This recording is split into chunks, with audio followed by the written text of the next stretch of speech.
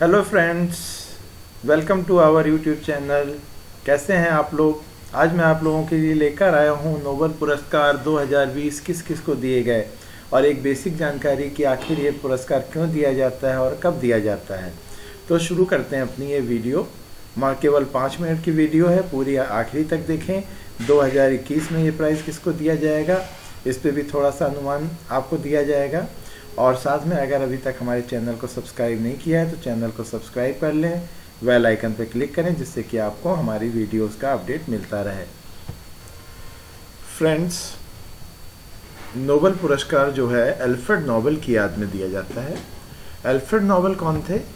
ये हमारे स्वीडन के साइंटिस्ट थे जिन्होंने कि डायनामाइट की खोज की थी और इन्होंने इस क्षेत्र में बहुत कार्य किया।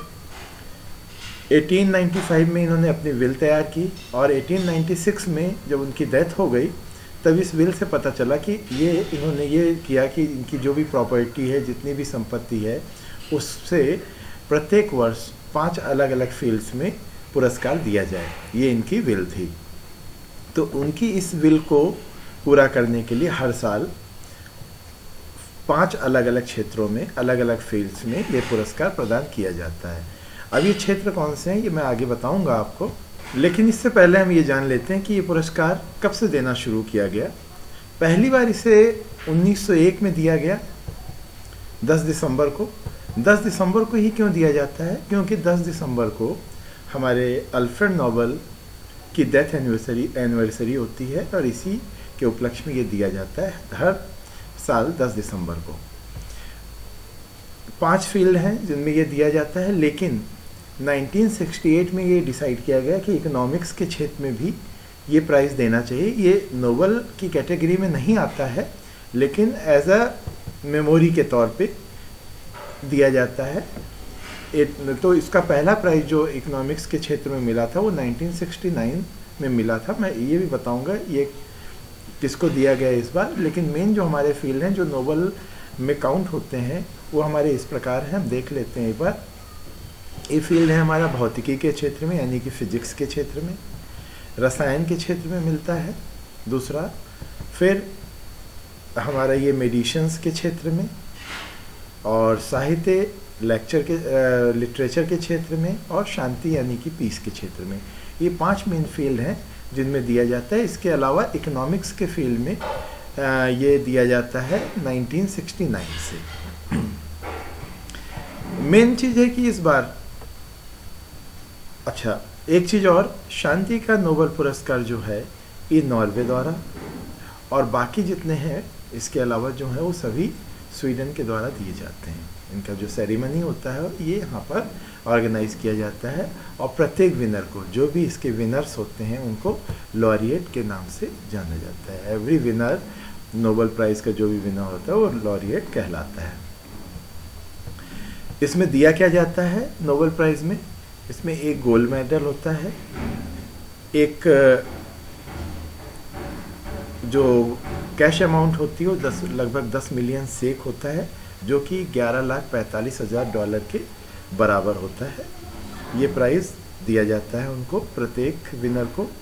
साथ में एक ख़ास बात है इस नोबेल प्राइज़ की कि प्रत्येक क्षेत्र से जो 5 फील्ड्स हैं, जो 5 कैटेगरी हैं, उनमें से 3 से ज़्यादा व्यक्ति, एक कैटेगरी में 3 से ज़्यादा व्यक्ति कभी भी नहीं हो सकते हैं। मतलब मैक्सिमम एक, मतलब मिनिमम 1 और मैक्सिमम 3 लोगों को ही एक कैटेगरी में ये पुरस्कार दिया जा सकता है। तो ये याद रखने वाली चीज़ है। और दूसरी चीज़ क्या है कि जब किसी संस्था को दिया जाता है, कई बार संस्थाओं को भी जैसे शांति का पुरस्कार या कुछ और कार्य के लिए पुरस्कार मिलता है, तो उसमें क्या होता है कि अगर उस संस्था में 3 से अधिक लोग भी हैं तो उस संस्था को कंसिडर किया जाता है, उसको प्राइज़ दिया जाता है। अभी तक कुल मिलाकर 2020 तक 603 पुरस्कार दिए जा चुके हैं और 962 लॉरिएट्स को दिया है। अब हम देख लेते हैं कि 2020 में ये पुरस्कार किसको दिया गया। तो सबसे पहले भौतिकी यानी फिजिक्स के क्षेत्र में जो पहला मिला, 2 लोगों को प्राइज़ दिया गया है। पहले थे रोजर पेनरोज। इन्हें ब्लैक होल के क्षेत्र में इन्होंने सापेक्षता के सिद्धांत को पूर्वानुमान लगाने का जो एक मजबूत पक्ष रखा, तो ब्लैक होल की उसमें खोज करने के उसमें इनको मिला। दूसरा जो पुरस्कार दिया गया इसी भौतिकी के क्षेत्र में, वो दिया गया रेनहार्ड जेंजेल और एंड्रिया घेज को, यानी कि टोटल भौतिकी में 3 लोगों को मिला। इनको मिला, इन्होंने आकाशगंगा में सुपर मैसिव कॉम्पैक्ट ऑब्जेक्ट की खोज के लिए इनको दिया गया। तो इस प्रकार फिजिक्स में इन 3 लोगों को प्राइज़ दिया गया 2020 में। अब हम देख लेते हैं रसायन शास्त्र में किसको मिला। केमिस्ट्री के फील्ड में 2 लोगों को दिया गया संयुक्त रूप से, ये थे इमैनुएल चार्पियर और जेनिफर ए डोर्डना। इनको क्यों मिला? इन्होंने जीनोम के फील्ड में एडिटिंग संपादन विधि के विकास में कार्य किया है, जिसके लिए इनको ये पुरस्कार दिया गया। रसायन के पश्चात हमारे जो फिजियोलॉजी या मेडिसिन में नोबेल पुरस्कार दिया जाता है, वो इस बार दिया गया है हार्वे जे ऑल्टर, माइकल ह्यूटन और चार्ल्स एम राइस। 3 लोगों को दिया गया है संयुक्त रूप से। इनको क्यों मिला है? क्योंकि इन्होंने हेपेटाइटिस सी वायरस की खोज की है, इसलिए इनको ये प्राइज़ दिया गया है। इसके बाद हम देखते हैं साहित्य का पुरस्कार। साहित्य में नोबेल लिटरेचर में जो पुरस्कार दिया गया है वो अमेरिका की लुइस ग्लूक हैं, जिनको कि अपनी अच्छी आवाज़ काव्य पोइट्री के लिए, पोइट्रिक साउंड वॉइस के लिए प्राइज़ दिया गया है लिटरेचर के फील्ड में। ये अमेरिका को बिलोंग करती हैं।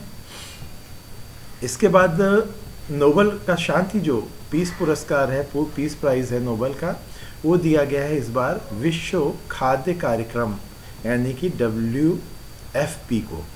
ये एक ऑर्गेनाइजेशन है WFP, जो कि भूख से निपटने के लिए विश्व में जहाँ भी भूख से पीड़ित हैं या युद्ध वगैरह हो रहा है, वहाँ पर लोगों को अच्छा मतलब भूख से लड़ने के लिए विभिन्न सामग्रियों प्रदान करना, भूखे लोगों को सहयोग देना, है ना। इस तरीके से जहाँ भी युद्ध वगैरह में भूख को हथियार बनाया जाता है उसको तोड़ना, ये सारे कार्य ये काम करती है।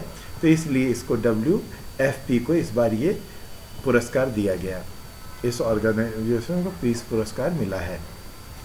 अब जो मैंने स्टार्टिंग में बात की कि एक छठा पुरस्कार दिया जाता है इकोनॉमिक्स के क्षेत्र में, जो कि नोबेल प्राइज़ तो नहीं की कैटेगरी में नहीं आता है, लेकिन इसको सेवरिंग्स रिक्स बैंक पुरस्कार के नाम से भी जानते हैं।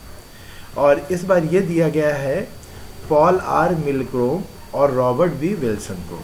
इन्होंने क्या किया है? नीलामी सिद्धांत में सुधार और नए नीलामी प्रारूपों के आविष्कार के लिए इनको दिया गया है इकोनॉमिक्स के क्षेत्र में। तो मित्रों, ये थे नोबेल पुरस्कार विजेता हमारे। आशा करता हूँ आपको ये वीडियो अच्छी लगी होगी, और अगर अच्छी लगी है तो हमारे चैनल को सब्सक्राइब कर लें, लाइक कर लें और बेल आइकन पर क्लिक करें। मैं आगे भी इस तरह की वीडियोस डालूंगा जिससे कि उनका आपको पता चलता रहे। तो मिलते हैं अपनी अगली वीडियो में, तब तक के लिए नमस्कार।